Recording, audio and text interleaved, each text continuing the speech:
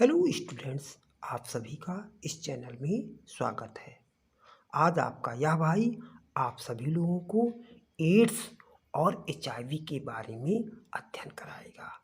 आप सभी लोग इस वीडियो को शुरू से लेकर के अंत तक देखें, इसे स्किप करके ना देखें। आइए हम स्टार्ट करते हैं। सबसे पहले एड्स के बारे में। एड्स सेक्चुअली ट्रांसमिटेड डिजीज़ होती है, इसलिए इसे हम एसटीडी रोग भी कहते हैं। इसका संक्रमण रिट्रोवायरस श्रेणी के वायरस के द्वारा होता है। इसकी खोज जो है सन 1981 में अमेरिका में हुई थी। एड्स की खोज कब हुई? एड्स की खोज जो है सन 1981 में की गई थी। एड्स के वायरस का नाम एचआईवी होता है।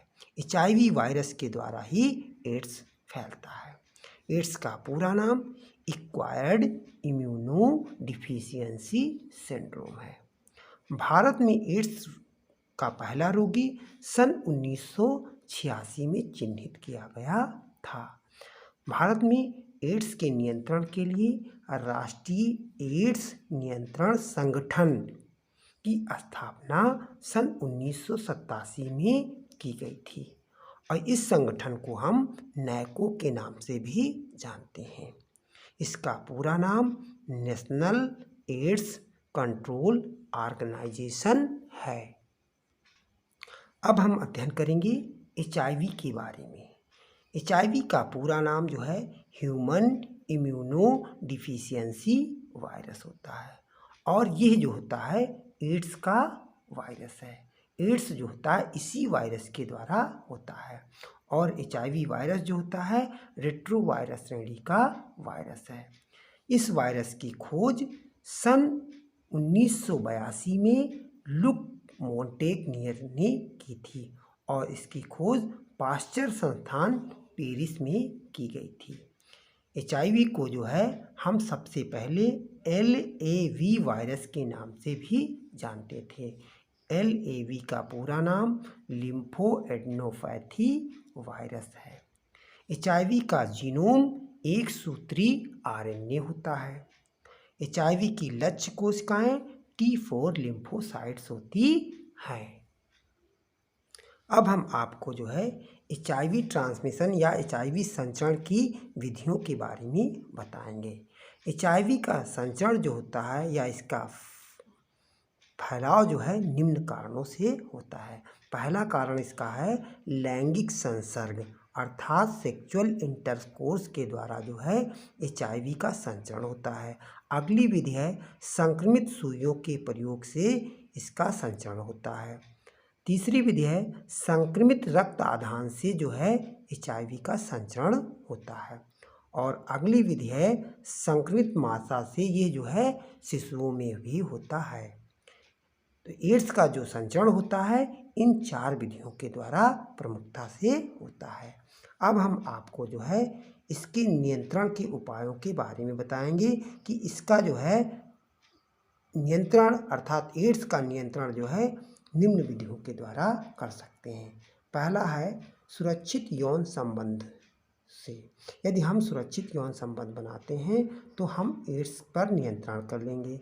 अगली विधि है सुइयों का एक ही बार प्रयोग किया जाए।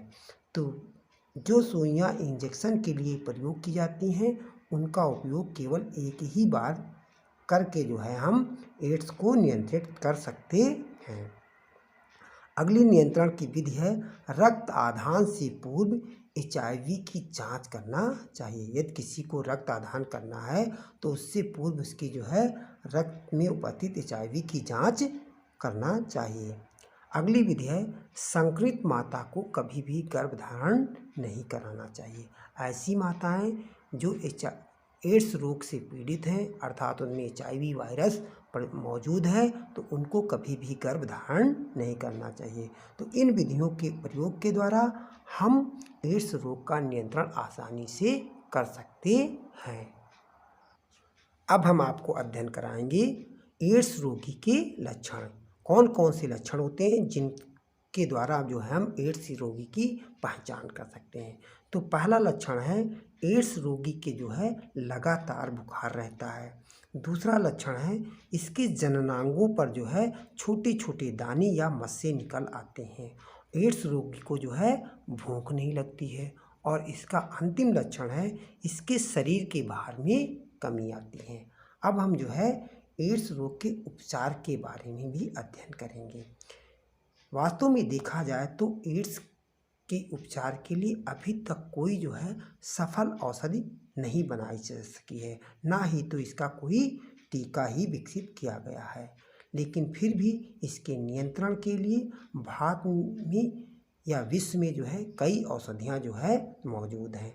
इनमें से एक प्रमुख औषधि है AZT, जिसे हम एज़िडोथायमोडिन के नाम से जानते हैं। तो एड्स के नियंत्रण के लिए हम AZT औषधि का प्रयोग कर सकते हैं और इसकी जांच के लिए एल्सा किट का प्रयोग किया जाता है। इस किट के द्वारा जो है हम एड्स रोगी की जांच करते हैं और इस किट का पूरा नाम एंजाइम लिंक्ड इम्यूनोसॉर्बेंट इसे किट होता है। आशा करते हैं आप सभी लोगों को एड्स और HIV के बारे में उपलब्ध कराई गई जानकारी पसंद आई होगी। आप सभी लोग मेरे इस वीडियो को लाइक करें और वीडियो को शेयर करें तथा मेरे चैनल को सब्सक्राइब करें।